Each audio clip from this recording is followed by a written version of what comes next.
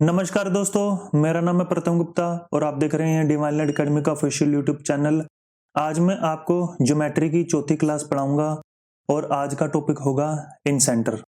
तो सबसे पहले मेरी आपसे रिक्वेस्ट है कि अगर आपने मेरी पहली 3 क्लासेस नहीं देखी तो पहले आप उनको देख लीजिए, उसके बाद सीधा ये क्लास नंबर 4 देखना। नहीं, अगर आप सीधा ये क्लास नंबर 4 देखोगे तो आपको उतना समझ में नहीं आएगा जितना मैं आपको समझाना चाहता हूँ।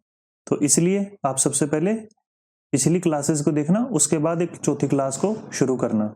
चलिए बिना किसी देरी के प्रश्नों की शुरुआत करते हैं, टॉपिक की शुरुआत करते हैं। इन सेंटर को समझने से पहले हमें ये समझना पड़ेगा कि एंगल बाइसेक्टर क्या होता है, कोण समद्विभाजक क्या होता है। मैं इंग्लिश हिंदी दोनों भाषाओं में चलूंगा तो इसलिए आपको कोई भी दिक्कत नहीं होगी। देखो, कोण समद्विभाजक क्या होता है। कोण समद्विभाजक यानी एंगल बाइसेक्टर एक ऐसी लाइन होती है जो किसी कोण को दो बराबर बराबर हिस्सों में बांटती है। जैसे मान लो ये कोई एंगल है, ये हो जाएगा अपना 90 डिग्री का, और बीच में से अगर मैं एक एंगल बाइसेक्टर निकाल दूं तो ये 45 डिग्री का हो जाएगा, ये भी 45 डिग्री का हो जाएगा। तो ये जो मैंने नई लाइन बनाई थी ये हो जाएगी एंगल बाइसेक्टर। उम्मीद है समझ आ रहा होगा कि कोई भी एक कोण है, उसको अगर मैं दो बराबर बराबर हिस्सों में बांटूं तो उसको बांटने के लिए एक लाइन खींचनी पड़ेगी और वो लाइन होगी एंगल बाइसेक्टर यानी कोण समद्विभाजक। तो फिर से मैं बता देता हूं अगर आपको कम समझ आ रहा तो, कि किसी भी एंगल को दो बराबर बराबर हिस्सों में बांटने के लिए जो रेखा खींची जाती है, जो लाइन खींची जाती है, उसे हम एंगल बाइसेक्टर कहते हैं। तो उम्मीद है आपको समझ आ गया होगा। चलिए अब हम आगे करते हैं। आज का पॉइंट नंबर 1, ये काफी ज्यादा इंपॉर्टेंट पॉइंट है, तो इसे आप कॉपी पे जरूर लिखना ताकि आपको अच्छे से समझ आ जाए। पॉइंट नंबर 1 क्या है, देखिए, एंगल बाइसेक्टर सामने वाली साइड को उसी रेशो में बांटता है जिस रेशो में एंगल बनाने वाली साइड होती है। इसका क्या मतलब है, देखिए जरा ध्यान से, बहुत ही ज्यादा इंपॉर्टेंट चीज है ये वाली। इसका नाम दे दूंगा मैं ए, इस कोने का नाम दे दूंगा बी और इस कोने का नाम दे दूंगा सी। तो ये सामने वाली साइड पर ए से हमने एक एंगल बाइसेक्टर काट दिया। तो इस लाइन का क्या मतलब है, एंगल बाइसेक्टर सामने वाली साइड को उसी रेशो में बांटता है जिस रेशो में एंगल बनाने वाली साइड होती है। अगर ये साइड ए है और ये वाली साइड बी है तो सामने वाली रेशो की साइड कौन सी हो जाएगी, ये वाली हो जाएगी ए रेशो बी। उम्मीद आपको समझ आ रहा होगा मैं क्या बता रहा हूं। फिर से देख लीजिए जरा ध्यान से, मैं क्या बता रहा हूं। एंगल बाइसेक्टर सामने वाली साइड को उसी रेशो में बांटता है जिस रेशो में एंगल बनाने वाली साइड होती है। जैसे ये वाली देखिए, बी का ये एंगल बाइसेक्टर है और ये वाली लाइन है ए, ये वाली लाइन है सी। तो सामने वाले हिस्से को किस रेशो में बांटेगा, ए रेशो सी में। उम्मीद है समझ आ रहा होगा। ये रेशो सेम होगी, लंबाई अलग अलग हो सकती है, मतलब रेशो सेम होगी यहाँ पे। ठीक, आगे करते हैं। देखो मैं फिर से बता देता हूं, मुझे लग रहा आपको कम समझ आ रहा तो देखिए जरा ध्यान से। एंगल बाइसेक्टर सामने वाली साइड को उसी रेशो में बांटता है जिस रेशो में एंगल बनाने वाली साइड होती है। तो ये भी ए बी हो जाएगी। नंबर से अगर मैं डिफाइन करूं तो इस तरीके से हो जाएगा ये ई।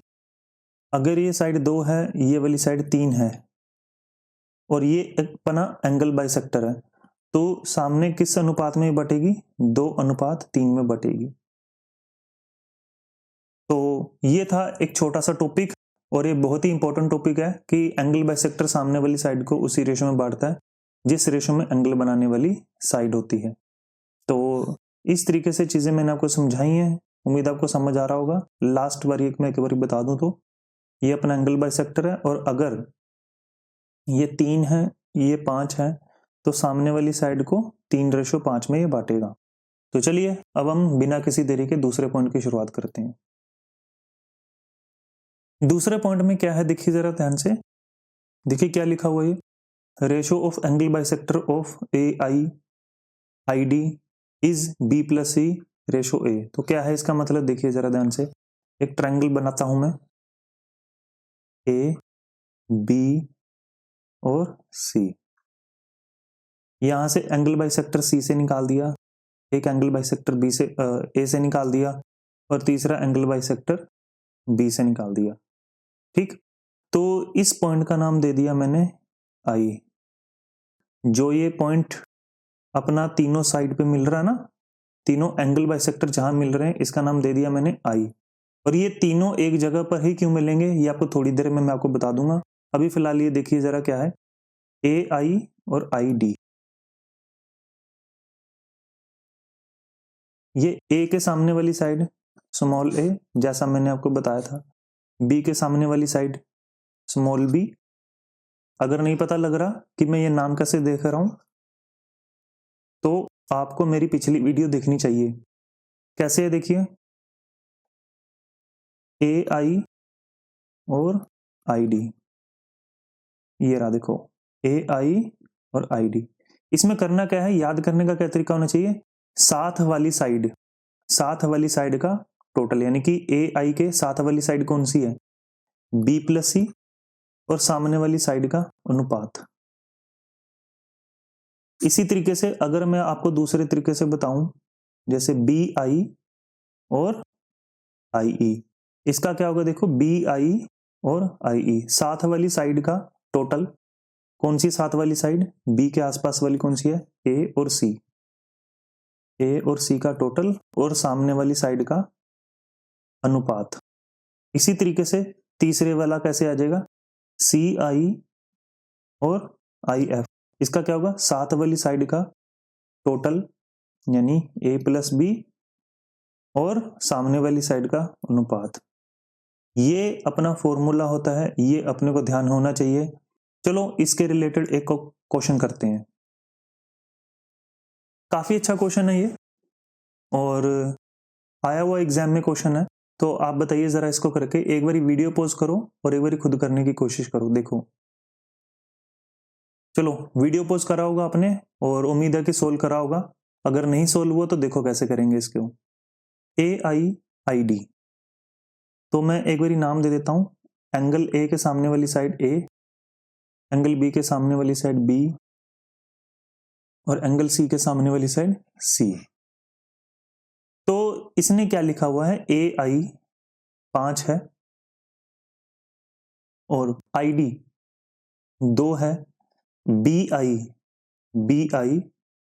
3 है, आई ई 1 है, तो सी आई आई एफ बताइए कितना आएगा। इसे हम दो तरीकों से कर सकते हैं। सबसे पहले देखिए जरा, ए आई डी कितना दिया हुआ है, 5/2, और अपने को ये पता है कि ए आई कैसे निकलता है, साथ वाली साइड का सम, यानी कि ए आई के साथ वाली साइड कौन सी है, बी प्लस सी, और सामने वाली साइड का अनुपात कितना हो जाएगा, इस तरीके से जैसा मैंने लिखा सामने। अब आगे करते हैं जरा, जो दूसरा दिया हुआ एलिमेंट, कौन सा दिया हुआ एलिमेंट, बी आई आई ई कितना है, 3:1। बी आई कैसे निकालेंगे देखो, ए प्लस सी बटा सामने वाली साइड का अनुपात कितना हो जाएगा, 3:1। तो इसे हम अब सोल्व कैसे करेंगे देखो जरा ध्यान से, क्रॉस मल्टीप्लाई कर देंगे,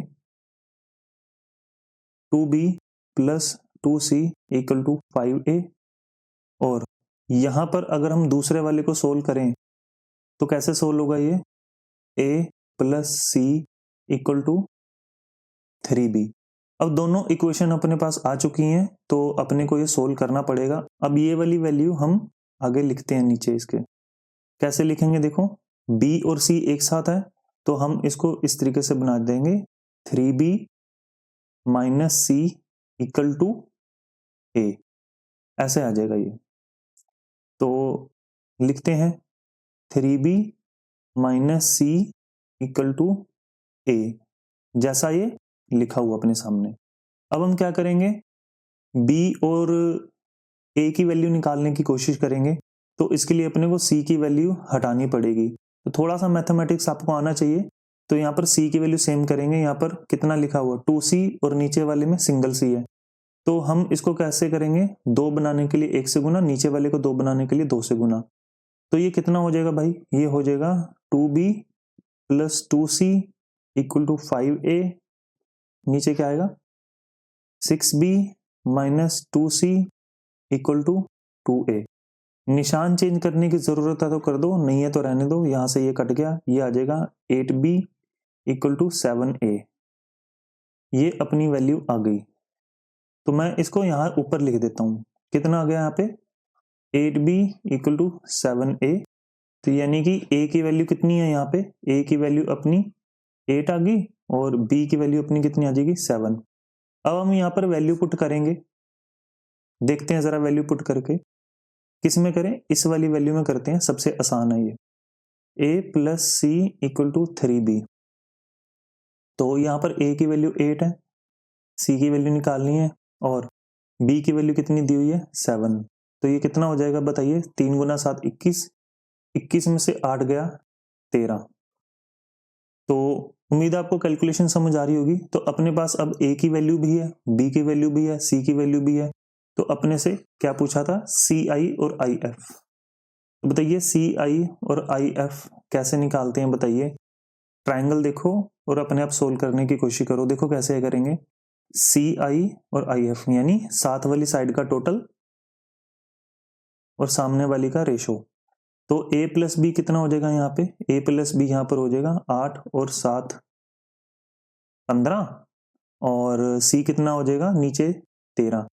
तो ये अपना आ जाएगा आंसर 15/13। यही अपना आंसर है। उम्मीद है समझ आ रहा होगा ये। और इसको हम दूसरे तरीके से भी कर सकते हैं। तो चलिए दूसरा तरीका मैं आपको बताता हूं कैसे करेंगे। एक बार इसको लिख लो ताकि मैं आपको दूसरा तरीका बता सकूं। ठीक, तो चलिए मैं इसको रफ करता हूं और दूसरा तरीका बताता हूं आपको मैं कैसे करेंगे दूसरा तरीका। तो दूसरा तरीका हम देखते हैं जरा कैसे है। पहले वाला तरीका आपने उम्मीद लिख लिया होगा। दूसरा तरीका देखो कैसे है, AI और ID। AI कैसे निकाल लेंगे, देखो एक बारी मैं साइडों के नाम दे देता हूं, B और C। देखो AI कैसे निकालते हैं, B प्लस C बटा A इक्वल टू 5/2। और दूसरा क्या है BI बटा IE। ये कैसे निकाल लेंगे, देखो साथ वाली साइड का टोटल और सामने वाली का रेशो। अब यहां पर देखो एक चीज देखो, A की वैल्यू कितनी है 2, B और C की वैल्यू कितनी है 5। तो टोटल वैल्यू कितनी होगी यहाँ पे, A plus B plus C की टोटल वैल्यू कितनी हो जाएगी 7। और दूसरी वाली जगह देखो B की वैल्यू कितनी है 1, A और C की वैल्यू कितनी हो जाएगी 3। तो यहाँ पर A plus B plus C की वैल्यू कितनी हो जाएगी 4। पर देखो आप इसको किसी भी रेशो में बांटो टोटल तो सेम ही होगा। यहाँ पर टोटल ना तो 7 होना चाहिए था ना तो 4 होना चाहिए था, यहाँ पर टोटल सेम सेम होना चाहिए था। तो सेम सेम करने के लिए हम सेम सेम बनाएंगे। और सेम कैसे करेंगे, एलसीएम लेके। 7 और 4 का एलसीएम कितना होता है 28। 28 बनाने के लिए 4 से गुना, 28 बनाने के लिए 7 से गुना। तो इसी वजह से इसको हम ऊपर नीचे गुना कर देंगे। देखो 5 और 2 कितना होता है 7, 7 को 28 बनाने के लिए 4 से गुना, तो ऊपर भी 4 से गुना कर देंगे। और ये कितना होता है बताइए, 3 और 1 4, 4 को 28 बनाने के लिए 7 से गुना, तो ऊपर भी 7 से गुना कर देंगे। तो अब यहां से अब देखो कितना आ जाएगा, B प्लस C की वैल्यू 20 और A की वैल्यू 8। इस तरीके से A और C की वैल्यू कितनी हो जाएगी यहाँ पर 21 और B की वैल्यू कितनी हो जाएगी 7। उम्मीद है समझ आ रहा होगा। देखो अब यहाँ पर देखो A B C की वैल्यू कितनी आ जाएगी 20 और 8 28। A B और C की वैल्यू कितनी हो जाएगी 21 और 7 28। दोनों जगह 28 28 बन गया यहाँ पे। देखो दोनों जगह 28 28 बन गया ना यहाँ पे, तो इसलिए ये वाली चीज बिल्कुल सही है। अब यहाँ पर देखो A B और C टोटल वैल्यू कितनी हो जाएगी 28। A की वैल्यू कितनी है यहाँ पर 8, B की वैल्यू कितनी है यहाँ पर 7। तो C की वैल्यू अपने को निकालनी है, तो C की वैल्यू कितनी आ जाएगी यहाँ पर, ये 28 है। 8 और 7 15, 28 में से 15 गया 13, तो C की वैल्यू 13 है। अब अपने से पूछा था CI और IF। बताइए CI कैसे आएगा, साथ वाली साइड का टोटल और सामने वाली का रेशो। तो A और B की वैल्यू कितनी है यहाँ पर 8 और 7 15, C की वैल्यू कितनी है 13, तो आंसर आ जाएगा 15/13। तो ये वाला हो जाएगा अपना दूसरा मेथड। और तरीके बदलने से अपने आंसर नहीं बदलते, आंसर हमेशा सेम आते हैं। तो पहले भी आंसर 15/13 था, ये वाला भी आंसर 15/13 है। उम्मीद है आपको समझ आ रहा होगा ये। अगर थोड़ा सा कम समझ आया हो तो वीडियो को दोबारा रिपीट करके देखना इसको। ठीक, चलिए अब हम आगे करते हैं। तो ये पॉइंट नंबर 2 थे। तीसरा पॉइंट मैं आपको करवाता हूं। तो उम्मीद है आपको पॉइंट नंबर 2 भी समझ आ गया होगा और पहला पॉइंट भी समझ आ गया होगा। तो चलिए अब हम आगे करते हैं। तो आज का क्वेश्चन ये है सबसे पहले पॉइंट नंबर 3 में कि इन सेंटर क्या होता है। इन सेंटर क्या होता है बताइए। इन सेंटर होता है जहां पर एक ट्रायंगल के तीनों एंगल बाइसेक्टर जहां पर मिलें, उस मिलने वाले बिंदु को इन सेंटर बोलते हैं। देखो, सामने वाले ए का एंगल बाइसेक्टर कौन सा था, ये मैंने बना दिया। बी का एंगल बाइसेक्टर कौन सा था, ये बना दिया। अब देखो सी का एंगल बाइसेक्टर कैसे हो जाएगा, ये एंगल बाइसेक्टर ये होगा, ये सीधी रेखा में है थोड़ा, ठीक है। तो ये एक एंगल बाइसेक्टर होगा, यानी ए का एंगल बाइसेक्टर, बी का एंगल बाइसेक्टर और सी का एंगल बाइसेक्टर जिस बिंदु पर मिलेंगे उस बिंदु को इन सेंटर बोलते हैं। ये हो जाएगा इन सेंटर। मैं फिर बोलता हूं आपको, मैं क्या समझा रहा हूं, मैं आपको बोल रहा हूं तीनों एंगल बाइसेक्टर जिस बिंदु पर मिले उस बिंदु को इन सेंटर बोलते हैं। ये वाला, तीनों एंगल बाइसेक्टर जिस बिंदु पर मिले उस बिंदु को इन सेंटर बोलते हैं। तो उम्मीद है समझ आ रहा होगा। तो ये अपना क्या हो जाएगा, ये अपना हो जाएगा इन सेंटर। आगे करते हैं। अब देखो दूसरा क्वेश्चन ये कि हम इन सेंटर को इन सेंटर क्यों कहते हैं। हम इन सेंटर को इन सेंटर क्यों कहते हैं। हम इन सेंटर को इन सेंटर इसलिए कहते हैं क्योंकि इन सेंटर को सेंटर मानकर एक ऐसा सर्कल बनाया जा सकता है जो इसकी तीनों साइड्स को टच करेगा। देखो मैं क्या बोल रहा हूं, ये एक सेंटर है और इससे अगर मैं सर्कल बनाऊं तो एक ऐसा सर्कल बनेगा जो उसकी तीनों साइड्स को टच करेगा इस तरीके से। ये डायग्राम थोड़ा सा टेढ़ा मेढ़ा बन गया, पर आप समझने की कोशिश करना कि इन सेंटर को हम इन सेंटर इसलिए बोलते हैं कि इन सेंटर को सेंटर मानकर एक ऐसा सर्कल ड्रॉ कर सकते हैं जो त्रिभुज की तीनों साइड्स को टच करेगा। ये देखो, तो ये अपना क्या हो जाएगा, ये अपना इन सेंटर हो जाएगा यहां से, ठीक है, ये वाला। इसलिए हम इसको इन सेंटर बोलते हैं। अगर सर्कल बाहर की तरफ बने तो उसे एक्स सेंटर बोलेंगे, पर वो टॉपिक बाद में आएगा। इन सेंटर में फिलहाल इतना ही है कि इन सेंटर को इन सेंटर इसलिए बोलते हैं क्योंकि ये त्रिभुज की तीनों साइड्स को बराबर बराबर टच करता है। इस वजह से कि एक त्रिभुज की तीनों साइड्स को टच करने वाले पॉइंट को इन सेंटर बोलेंगे। That's it. अगला करते हैं, तीसरा क्वेश्चन। अब आपके सामने आएगा कि कोण बी का कोण समद्विभाजक यानी इंटरसेक्टर हमेशा यहीं से क्यों गुजरता है, इंटरसेक्टर से ही क्यों पास होता, ऊपर या नीचे से क्यों नहीं पास होता। मैं आपको फिर बता रहा हूं, देखो आप क्वेश्चन समझ नहीं रहे हो मैं क्या बता रहा हूं। ये है ए, ये है बी, ये है सी। देखो इसका एंगल बाइसेक्टर यहां से खींच दिया, इसका एंगल बाइसेक्टर यहां से खींच दिया। अब क्वेश्चन मेरा ये है कि बी का एंगल बाइसेक्टर हमेशा यहीं से क्यों गुजरता है, इस पॉइंट से क्यों गुजरता है, ये थोड़ा सा ऊपर या थोड़ा सा नीचे से क्यों नहीं गुजरता। यही तो क्वेश्चन है जो मैं पूछ रहा हूं। ये ऐसे करके क्यों नहीं गुजरता, ये ऐसे करके क्यों नहीं गुजरता, ये हमेशा इन इंटरसेक्टर से यानी कि यहीं से क्यों गुजरता है। यही इस प्रश्न का लॉजिक है। उम्मीद आपको समझ आ रहा होगा मैं क्या बता रहा हूं कि कोण समद्विभाजक बी का हमेशा इंटरसेक्टर से क्यों गुजरता है, ये वाला क्वेश्चन था। चलिए अब हम करते हैं। तो इसको करेंगे कैसे, सिंपल सी चीज है, ज्यादा मुश्किल नहीं है ये वाली चीज। देखो हम क्या करेंगे, इसे थोड़ा सा और डिटेल में समझने की कोशिश करेंगे।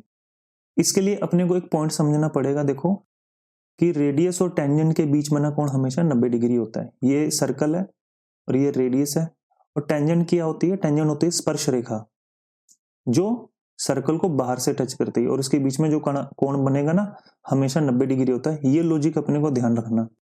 अब यहां से सवाल फिर वही है कि बी का कोण समद्विभाजक हमेशा इंटरसेक्टर से क्यों गुजरता है, थोड़ा सा ऊपर या नीचे से क्यों नहीं गुजरता। तो देखो क्या करेंगे, हम बी से एक एंगल बाइसेक्टर निकालेंगे जो आई से होता हुआ ई की तरफ जाएगा, और हम इसमें ये प्रूव करेंगे कि ये जो दो ट्रायंगल बने, कौन से दो ट्रायंगल बनेंगे, ट्रायंगल बी आई एफ और ट्रायंगल बी आई डी, ये दोनों कॉन्ग्रुएंट है। कॉन्ग्रुएंट का मतलब एक जैसा है, और जैसे ये कॉन्ग्रुएंट प्रूव हो गए उसी वक्त हम ये साबित कर देंगे कि भाई ये बी से जो एंगल बाइसेक्टर गुजरेगा ये हमेशा इंटरसेक्टर से ही गुजरता है। तो ये हम प्रूव करेंगे। तो चलिए प्रूव करने की कोशिश करते हैं, काफी ज्यादा आसान है।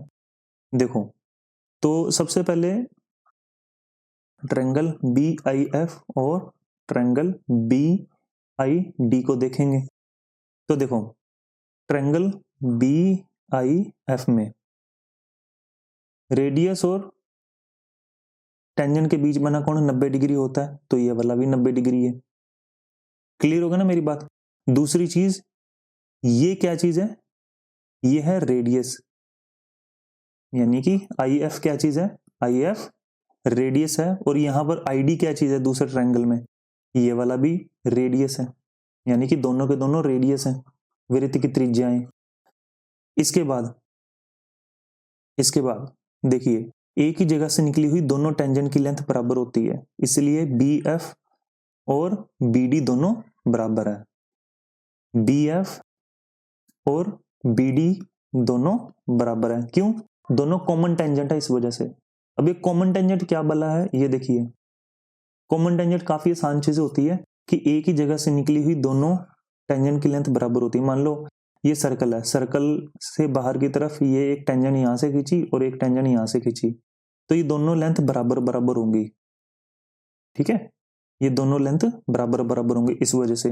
और जो तीसरी है बी आई, ये बी आई, ये दोनों में कॉमन है, ये दोनों में कॉमन है। तो देखो, पहली साइड भी कॉमन, दूसरी साइड भी कॉमन, तीसरी साइड भी कॉमन, तो एस एस एस से दोनों ट्रायंगल कॉन्ग्रुएंट हो गए, यानी सर्वांग सम हो गए। और सर्वांग सम होते ही दोनों ट्रायंगल का सब कुछ बराबर, सब कुछ बराबर का मतलब एरिया भी बराबर, साइड भी बराबर, एंगल भी बराबर, सब कुछ बराबर। तो यहां से अपने को यह प्रूव हो गया कि जो तीसरे वाला जो एंगल बाइसेक्टर है वो यहीं से इंटरसेक्ट करेगा। तो उम्मीद है अपने को समझ आ रहा होगा ये। तो चलिए अब हम आगे करते हैं, और ये कॉन्ग्रुएंट का साइन होता है। ये था तीसरा पॉइंट। चलिए अब हम बिना किसी देरी के चौथे पॉइंट की शुरुआत करते हैं।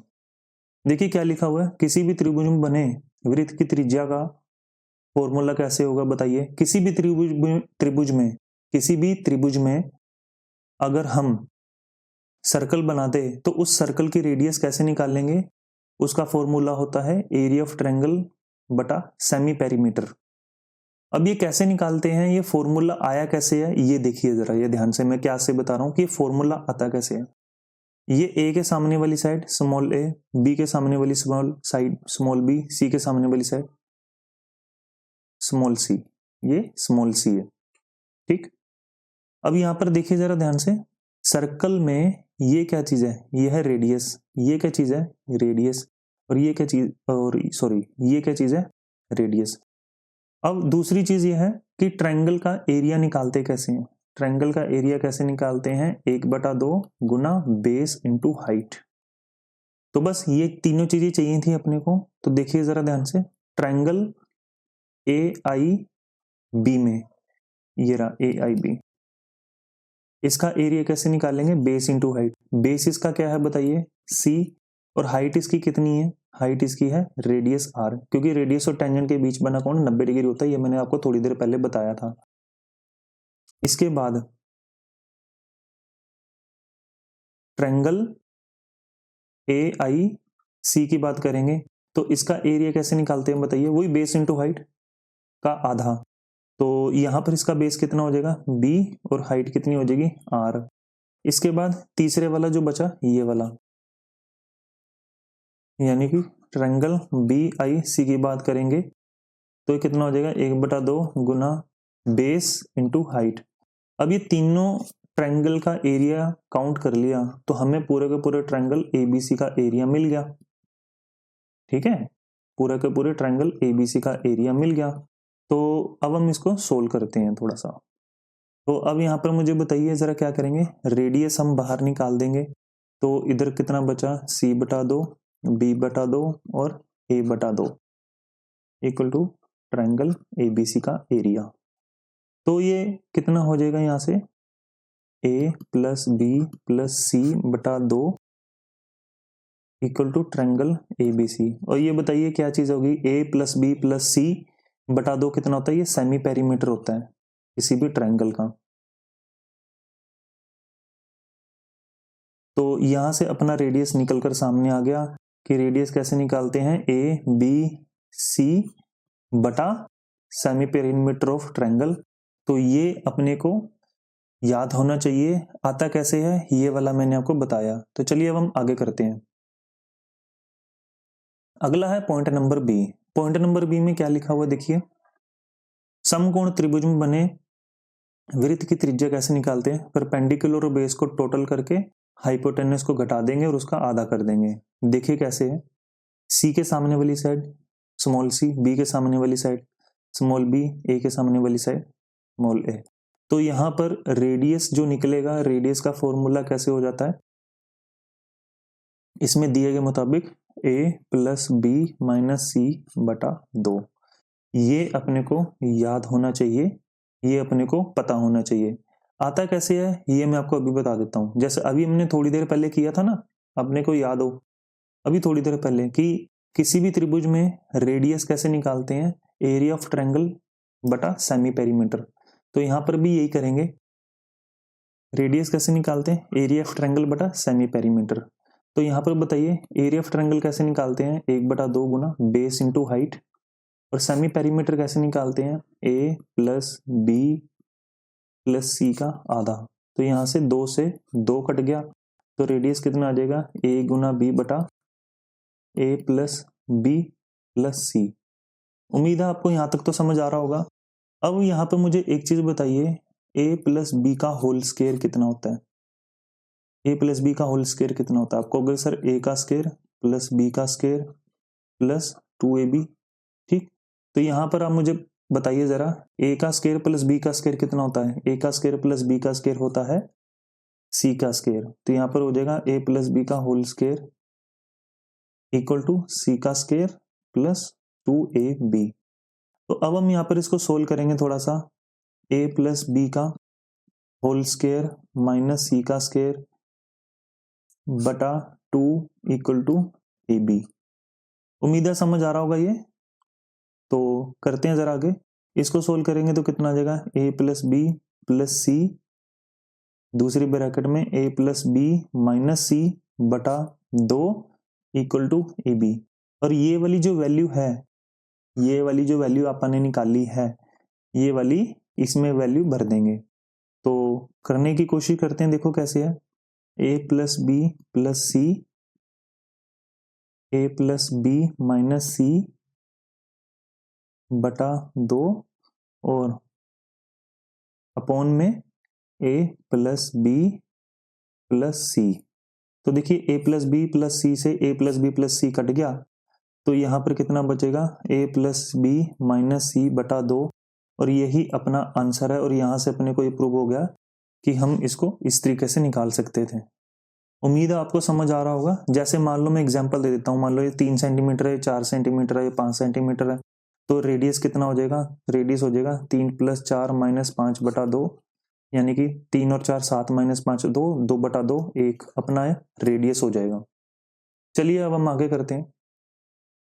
आया कैसे मैंने आपको अभी बता दिया। ये अगले वाला काफी अच्छा है, पॉइंट नंबर 6 है, काफी जबरदस्त पॉइंट है ये। पॉइंट नंबर 6 क्या है, एक फॉर्मूला होता है कि BIC कितना होगा? अगर A एंगल बाइसेक्टर है, अगर A एंगल बाइसेक्टर है तो B कितना हो जाएगा? BIC कितना हो जाएगा? ये हो जाएगा 90 degree plus half of angle A। जितना भी एंगल A है उसका आधा करके 90 डिग्री में जोड़ देंगे। और ये BIC कितना हो जाएगा? ये इसके सामने कौन सा B है, तो ये कितना हो जाएगा? 90 degree plus half of angle B। और इसके सामने कितना हो जाएगा? यहाँ पे 90 degree plus half of angle C। तो ये आता कैसे है ये मैं आपको अभी बताऊंगा, पर ये काफी ज्यादा इंपॉर्टेंट है, बहुत ज्यादा इंपॉर्टेंट है, आपको ये पता होना चाहिए। आता कैसे है ये देखिए जरा ध्यान से। ये मैंने बनाया ट्रायंगल ABC, इसका एंगल बाइसेक्टर और इसका एंगल बाइसेक्टर ये दे दिया नाम I। तो यहां पर आप देखिए जरा ट्रायंगल BIC में, ट्रायंगल BIC में सिर्फ ये क्या है देखो, एंगल B का आधा प्लस एंगल BIC और एंगल C का आधा, कितना हो जाएगा? ये 180 डिग्री हो जाएगा। अब यहां पर मुझे एक बात बताइए कि A plus B plus C का टोटल कितना होता है? 180 डिग्री होता है। ये एंगल A एंगल B और एंगल C का टोटल 180 डिग्री होगा। अब यहां पर हम इसको डिवाइड कर देंगे 2 से। क्यों 2 से डिवाइड करना है? क्योंकि एंगल B बटा 2 और एंगल C बटा 2 का हमने वैल्यू पता करनी है। तो 2 से डिवाइड कर देंगे तो कितना आ जाएगा? एंगल A बटा 2 प्लस एंगल B बटा 2 प्लस एंगल C बटा 2 इक्वल टू 90 डिग्री। तो यहां से अपने को वैल्यू निकल गई, सामने आ गई है। कितना हो जाएगा? B बटा 2 प्लस एंगल C बटा 2 equal to 90 degree minus angle A बटा 2। ये अपने को पता हो गया। अब ये वाली वैल्यू यहां पर भर देंगे आप, BIC plus 90 degree minus angle A बटा 2 इक्वल टू 180 डिग्री। अब ये चीज उधर चली जाएगी तो कितना आ जाएगा अपना? BIC equal to 180 degree minus 90 degree plus angle A बटा 2, कितना हो जाएगा ये भाई? ये हो जाएगा BIC कितना हो जाएगा? 90 degree plus half of A। और यही अपना तरीका था और यही अपना फॉर्मूला था जो मैंने आपको कहा था कि याद करना चाहिए। अब ये आता कैसे है ये मैंने आपको अभी बताया। तो चलिए अब हम आगे करते हैं। एक क्वेश्चन है कि अगर BIC बताइए, अगर एंगल A 30 डिग्री है, तो मैंने अभी आपको बताया था कितना होता है? 90 degree plus half of A। तो ये अपना हो जाएगा BIC 90 degree plus half of A। तो यहां पर ये कट जाएगा 15, तो ये आ जाएगा 90 प्लस 15 इक्वल टू 105। यही अपना आंसर है। उम्मीद है समझ आ रहा होगा ये। तो चलिए अब हम आगे करते हैं। अच्छा, ये काफी अच्छा क्वेश्चन है अगले वाला, प्रश्न नंबर 2 बड़ा ही अच्छा क्वेश्चन है, बहुत ही अच्छा क्वेश्चन है। आप वीडियो पॉज करो और एक बार खुद करने की कोशिश करो, बहुत ही अच्छा क्वेश्चन है, मजा आ जाएगा अगर आप क्वेश्चन करके देखोगे तो। ये एक ट्रायंगल ABC में B का द्विभाजक, द्विभाजक मतलब बाइसेक्टर, और C का द्विभाजक ट्रायंगल के एक बिंदु I पर मिलते हैं, ये I पर मिल गए। यदि BIC 135 है तो ट्रायंगल ABC कौन सा त्रिभुज होगा? देखो ये कैसे पता करेंगे? एंगल A को पता करके कि ये कितना डिग्री है। तो मैंने आपको बताया था कि BIC कैसे निकाल लेंगे, अभी मैंने आपको थोड़ी देर पहले बताया था 90 degree plus half of A। अब यहाँ पर BIC दिया हुआ है 135 डिग्री, और यहाँ पर अब हम पता करेंगे कि क्या से आ जाएगा। देखो 135 में से 90 गए 45, तो 45 इक्वल टू 1/2 गुना एंगल A। तो ये कितना हो जाएगा? एंगल A कितना हो जाएगा? 45 गुना 2 90।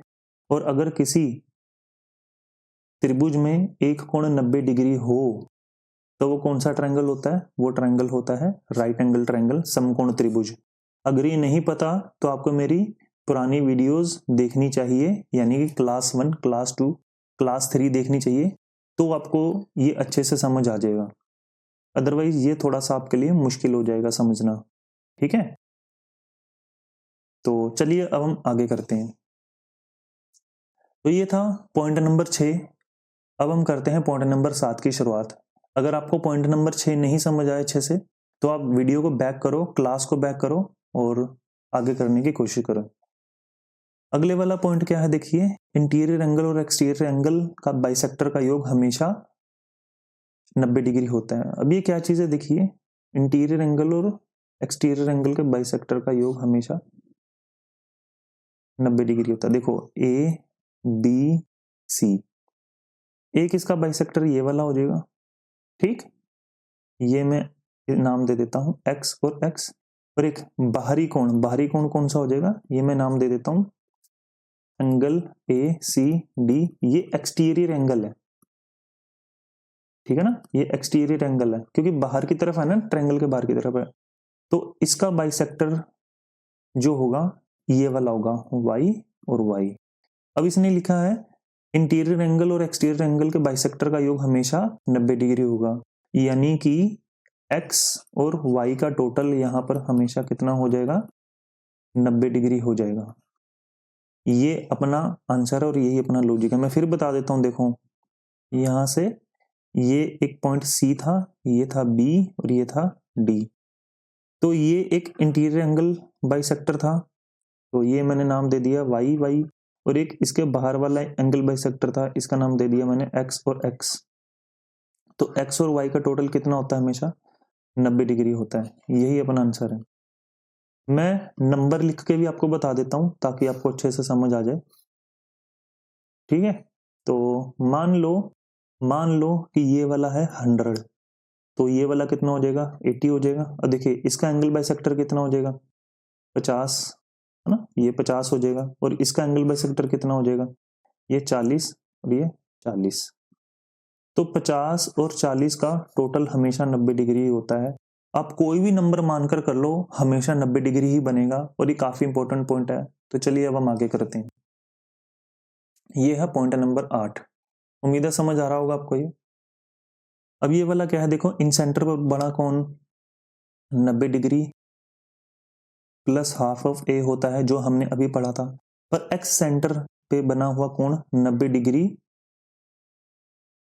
माइनस हाफ ऑफ ए होगा, यानी कि ऊपर वाले में इन सेंटर होगा तो प्लस करेंगे, एक्स सेंटर होगा तो माइनस करेंगे। तो ये अपने को पता होना चाहिए। अच्छा एक चीज हो रहा है कि हम इसको एक्स सेंटर क्यों बोलते हैं, ठीक है, एक्स सेंटर क्यों बोलते हैं, देखो ये और ये वाला पॉइंट, ये एक्स सेंटर पी है ना, तो हम इसको एक्स सेंटर इसलिए बोलते हैं क्योंकि इसमें ना हम बाहर की तरफ सर्कल ड्रॉ कर सकते हैं, बाहर की तरफ सर्कल ड्रॉ कर सकते हैं, जिसका जो सेंटर पॉइंट है वो ये वाला होगा। उम्मीद आपको समझ आ रहा होगा ये, इसलिए हम इसको एक्स सेंटर बोलते हैं। तो इसका रेडियस कितना होगा ये भी मैं आपको थोड़ी देर में बताता हूं, पर पहले आप इसको देख लीजिए एक बारी। तो मैंने आपको क्या बताया, ये कितना होता है, एक्स सेंटर पर बड़ा कोण 90 डिग्री माइनस हाफ ऑफ ए होगा। अब ये क्यों होगा ये मैं आपको अभी बता देता हूं। तो ये अपने को याद होना चाहिए, यानी अंदर होगा तो 90 डिग्री प्लस हाफ ऑफ ए, बाहर होगा तो 90 डिग्री माइनस हाफ ऑफ ए। अब ये आया कैसे है देखिए, चतुर्भुज बी आई सी पी में देखिए जरा, मैंने आपको कहा था कि इन सेंटर पर बना हुआ कोण और एक्स सेंटर पर जो बाइसेक्टर होता है उनका टोटल कितना होता है, हमेशा 90 डिग्री होता है। तो ये जितना भी है ये आपस में कितना हो जाएगा, 90 डिग्री हो जाएगा। तो क्योंकि ये एक इसका एंगल बाइसेक्टर है और इसका एंगल बाइसेक्टर है तो ये भी 90 डिग्री हो जाएगा। क्यों हो जाएगा, ये पॉइंट नंबर 7 था कि अंदर की तरफ पर बना हुआ एंगल बाइसेक्टर और बाहर की तरफ बना हुआ एंगल बाइसेक्टर के हाफ का योग कितना होता है, हमेशा 90 डिग्री होता है। तो यहाँ पर देखिए angle I plus angle C plus angle P plus angle B कितना हो जाएगा, 360 डिग्री। अब यहां पर देखिए एंगल आई कितना होता है, 90 डिग्री प्लस हाफ ऑफ ए, जैसा मैंने आपको बताया है। एंगल सी कितना होता है, 90 डिग्री। एंगल पी के बारे में पता कुछ नहीं है, ये क्वेश्चन मार्क दे देता हूं मैं क्योंकि यही पता करना है हमने, ये कितना होता है। और एंगल बी कितना होता है, 90 डिग्री। थोड़ा सा अपने को कैलकुलेशन करनी है, देखिए 90 डिग्री 90 डिग्री 90 डिग्री कितना होता है, 270। 360 में से 270 जाएगा, तो कितना हो जाता है 90 डिग्री। थोड़ा सा कैलकुलेशन आनी चाहिए मेरे भाई। तो ये प्लस वाला उधर आके कितना हो जाएगा, ये वाला हो जाएगा 90 डिग्री माइनस हाफ ऑफ ए। तो ये क्वेश्चन मार्क वाला कौन सा पॉइंट था, ये था एंगल पी। तो ये इस तरीके से आता है और अपने को याद होना चाहिए ये। उम्मीद है आपको समझ आ रहा होगा ये। तो चलिए बिना किसी देरी के अगला पॉइंट करते हैं, अगला वाला चीज करते हैं। तो अगले वाली क्या चीज है, अगले वाला है क्वेश्चन। तो करते हैं जरा, क्वेश्चन क्या आएगा, छोटा सा था ये वाला क्वेश्चन। तो कि अगर ये अंदर की तरफ बनेगा, अगर ये अंदर की तरफ बनता तो क्या होता, आपको मैंने बताया था कि अंदर की तरफ बनेगा। अगर ये ऐसा होता BIC होता तो बताइए क्या होता है, 90 डिग्री प्लस हाफ ऑफ ए हो जाता। जैसा मैंने बताया 90 डिग्री प्लस हाफ ऑफ ए कितना हो जाता भाई 40, तो ये हो जाता 130। पर ये क्वेश्चन नहीं है, इसने पूछा था बाहर की तरफ एक्स सेंटर पर बना हुआ कोण कितना है। तो एक्स सेंटर पर बना हुआ कोण कितना होता है 90 डिग्री माइनस हाफ ऑफ ए। अभी मैंने आपको बताया, तो ये कितना आ जाएगा 90 डिग्री माइनस हाफ ऑफ ए कितना है 80 डिग्री। तो यहां से बताएंगे ना कि 90 डिग्री माइनस 40 कितना हो जाता है 50 डिग्री। यही अपना आंसर है। तो दोनों पॉइंट अपने को आने चाहिए। अगर इन सेंटर पर बना हुआ कौन पूछ ले तो भी पता होना चाहिए, एक्स सेंटर पर बना हुआ कौन पूछ ले तो भी आंसर आना चाहिए अपना, तो भी पता होना चाहिए कि कैसे करना है। तो उम्मीद आपको समझ आ रहा होगा। इस प्रश्न का आंसर है 50 डिग्री। ठीक, ये तो कॉम्प्लीमेंट्री क्वेश्चन था कि अगर आपको पता होना चाहिए कि पूछेगा तो कैसे करेंगे। क्लियर है ना, कि पूछेगा तो कैसे करना था, इस तरीके से था। यहां पर इसने पूछा था एंगल पी, तो एंगल पी अपना ये वाला है। तो आगे करते हैं पॉइंट नंबर 9, और ये अपना लास्ट पॉइंट है कि यहां पर फॉर्मूला कैसे बनेगा ये मैं आपको बताता हूं। किस तरीके का फॉर्मूला ये भी मैं बताता हूं। देखो मैंने अभी आपको कहा था कि एक्सेंटर क्या चीज होती है। एक्सेंटर होता है जब हम बाहर वाले एंगल बाइसेक्टर को मिलाएं तो एक एंगल पी बना देते हैं, ये अपना एक्सेंटर होता है। एक्सेंटर क्या चीज होती है कि एक सर्कल ड्रॉ करेंगे तो जो बाहर की तरफ उसे टच करेगा उसे एक्सेंटर बोलते हैं। और यहां पर इसको करने का तरीका क्या होता है, यहां पर सिंपल सी चीज है कि इसमें ज्यादा से ज्यादा क्या पूछेगा क्वेश्चन, कि यहाँ ज्यादा से ज्यादा पूछेगा कि भाई रेडियस बताओ कितना है। ठीक है, तो ये अपना रेडियस हो जाएगा R1। अब देखो जरा, ए के सामने वाली साइड ए, बी के सामने वाली साइड बी, सी के सामने वाली साइड स्मॉल सी। अब यहाँ पर क्वेश्चन कैसे पूछता है, यहाँ पर R1 R2 R3 क्या चीज है, मैं आपको थोड़ा सा हिंट दे देता हूं बना के, क्योंकि ये डायग्राम थोड़ी सी बड़ी बनेगी ना, तो आपको मैं पेन से बनाकर दिखा देता हूं ऐसे करके। ये वाला था रेडियस R2, और ये वाला क्या हो जाएगा मेरे भाई, ये हो जाएगा R3। ये वाली चीज है। ठीक है, थोड़ा सा डायग्राम बड़ा हो गया ना ये, पर अपने को थोड़ा सा समझ आना चाहिए ये क्या चीज है। ये सर्कल है जैसे नीचे मैंने बनाया था, तो ये कितना हो जाएगा, ये R3 हो जाएगा। तो यहां पर फॉर्मूला कैसे बनेगा, देखिए एरिया ऑफ ट्रायंगल बटा सेमी पेरीमीटर माइनस ए कौन सा जो साथ में टच कर रहा है वो। इसी तरीके से देखिए इसका रेडियस कैसे निकालते हैं, एरिया ऑफ ट्रायंगल, पूरे ट्रायंगल ABC का एरिया बटा सेमी पेरीमीटर माइनस बी कौन सा जो साथ में टच कर रहा है वो। और R3 कैसे हो जाएगा, R3 हो जाएगा एरिया ऑफ ट्रायंगल पूरे त्रिभुज का एरिया बटा सेमी पेरीमीटर माइनस सी कौन सा, क्योंकि ये साथ में टच कर रहा है इस वजह से। तो उम्मीद है अपने को समझ आ रहा होगा ये मैं क्या बता रहा हूं आपको अच्छे से समझ आना चाहिए। एक बार लिख लो इसको, तो मैं दोबारा बता देता हूं। देखो इसका रेडियस कितना आ जाएगा, रेडियस इसका R1 है और ये सामने वाली साइड A है। तो इसमें अपना रेडियस कैसे पूछेगा, R1 कैसे पूछेगा, सिंपल है एरिया ऑफ ट्रायंगल त्रिभुज ABC का एरिया बटा सेमी पेरीमीटर माइनस ए क्यों, क्योंकि साथ में टच कर रहा है इस वजह से। अब ये वाला फॉर्मूला आता कैसे है ये मैं आपको अभी बता देता हूं, पर क्या अपने को समझ आया कि ये है क्या चीज, कि एक्स सेंटर पर अगर एक सर्कल बनाएं तो उसका रेडियस क्या होगा, ये एक चीज है। तो चलिए अब मैं आपको बताता हूं कि आता कैसे है। देखिए ये आता कैसे है ये मैं आपको बताता हूं। तो यहां से मैं क्या करूंगा, एक मैं सीधी रेखा यहां पर इसके सेंटर की तरफ खींच दूंगा। इसके बाद इसको मैं यहां से मिला देता हूं और मैं इसको यहां से मिला देता हूं। तो अब देखना जरा ध्यान से कि यहां पर हम क्या करेंगे, ट्राइंगल, इसका मैं नाम दे देता हूं, मैं कोई नाम दे देता हूं, डी नाम दे देता हूं, और ये एंगल पी था।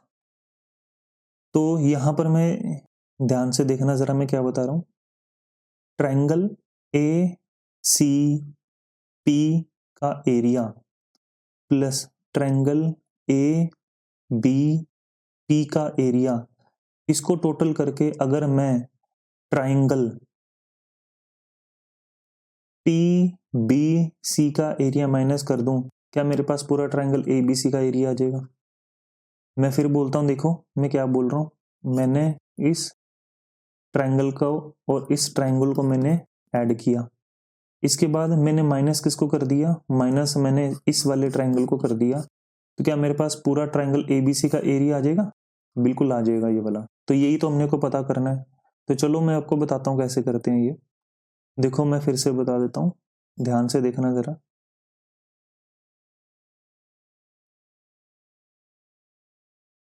देखो ट्राइंगल, ये पी नाम दे दिया था मैंने, ट्राइंगल ए पी सी का area plus triangle A P B का एरिया, इसमें से ट्राइंगल पी बी सी के एरिया को माइनस कर दूंगा, ट्राइंगल ए बी सी का एरिया आ जाएगा ना।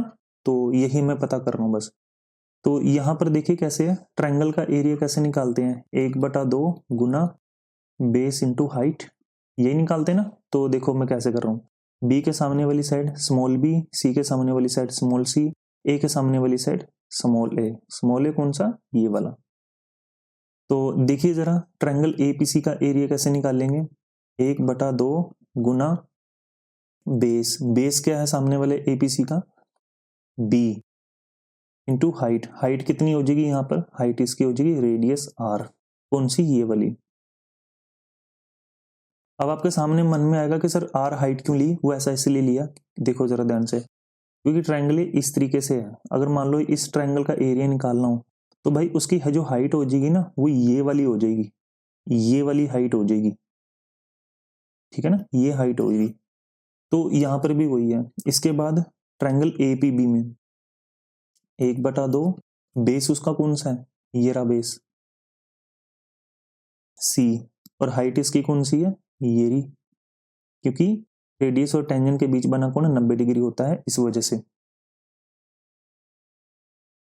और ट्राइंगल पीबीसी का एरिया कितना हो जाएगा, ये तो देखो ये तो बड़ा आसान है, 1/2 गुना बेस कितना है इसका ए, और हाइट कितनी है इसकी रेडियस आर, और ये आ जाएगा ट्राइंगल एबीसी का एरिया। अब इसको मैं सोल्व करता हूं, देखो क्या चीज कॉमन है यहाँ पे, यहाँ पर रेडियस कॉमन है, तो अंदर कितना आ जाएगा, अंदर आ जाएगा b/2 plus c/2 minus a/2 equal to triangle. अब यहाँ पर थोड़ा सा इसको सोल्व करना पड़ेगा अपने को, देखिए जरा कैसे था, b/2 plus c/2 plus a/2, यहाँ पर मैंने एक अपनी तरफ से ऐड करा, तो यहाँ पर अपने को माइनस भी करना पड़ेगा अपनी तरफ से, और एक माइनस a/2 कौन सा, जो ओरिजिनली दिया गया था, ये मैंने अपनी तरफ से ऐड किया। तो ये कितना हो जाएगा बताइए, ये हो जाएगा, मैं इसको यहां सोल्व करता हूं, a plus B plus c/2, कौन सा, ये जो मैंने जिसके नीचे डंडी लगाई है ये कितना हो जाता है, ये सेमी पेरीमीटर हो जाता है। और इसके बाद माइनस a/2 माइनस a/2, ये कितना हो जाता है, -2a/2, तो ये कितना हो जाएगा, ये हो जाएगा -a, इसी वजह से ये हो जाएगा semi perimeter -a equal to triangle. तो रेडियस कैसे निकल जाएगा, सेमी पेरीमीटर -a, और यही अपना प्रूव करना था। ये मैंने इसकी कैलकुलेशन थोड़ी सी साइड में लिख दी है, एक कैलकुलेशन ये वाली थी और एक कैलकुलेशन ये वाली है। तो ये आपको उम्मीद है कि समझ आ रहा होगा। तो ये फॉर्मूला सिर्फ याद नहीं रखना, ये मैंने आपको बताया कि आता कैसे है ये, ठीक है। तो आज के लिए इतना ही, बाकी हम अगली क्लास में मिलेंगे। तो आज के लिए इतना बहुत है। ये था कंप्लीट इन सेंटर जो मैंने आपको पढ़ाया। तो अगर आपको अपनी क्लास समझ आ रही हो, अच्छा लग रहा हो, तो अपनी वीडियो को, अपनी क्लास को लाइक कर देना, कमेंट कर देना। अगर कोई आपका सुझाव हो या कोई आपने स्पेशल चैप्टर पढ़ना हो तो, और अपने चैनल को सब्सक्राइब जरूर कर देना। और अगर आपने मेरी बुक परचेज करनी है तो आप इसको परचेज कर सकते हो, क्योंकि बड़ी जबरदस्त बुक आई है। इससे ऊपर के अरिथमेटिक के क्वेश्चंस आपको नहीं मिलेंगे किसी भी एग्जाम में। तो अरिथमेटिक के क्वेश्चन जितने भी होते हैं ना, अगर आपको लगता है कि सर मेरा अरिथमेटिक आता है, तो मेरी वाली इस बुक को करके देखना। अगर आपने मेरी बुक के क्वेश्चन को सोल्व कर दिया तो इट मीन्स कि आपको क्वेश्चन आते हैं, नहीं तो नहीं। तो अच्छा लगे तो जरूर परचेज करना इसे, काफी जबरदस्त और शानदार बुक है। तो तब तक के लिए धन्यवाद, थैंक यू।